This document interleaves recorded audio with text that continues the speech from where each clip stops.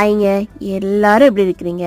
அமெரிக்காவில் Michigan temperature 28 degree, நல்லா வெயில் அடிக்குதுங்க.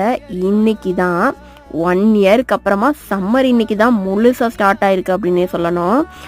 சம்மர் வந்துருச்சு, சரி இதை போடாமல் எப்படி அப்படிங்கிற மாதிரி என் பையன் ரொம்ப நாளாக கேட்டுட்டு இருந்தான். என்னோட பையன் மித்துலனுக்கு ரொம்ப பிடிக்கும் இது.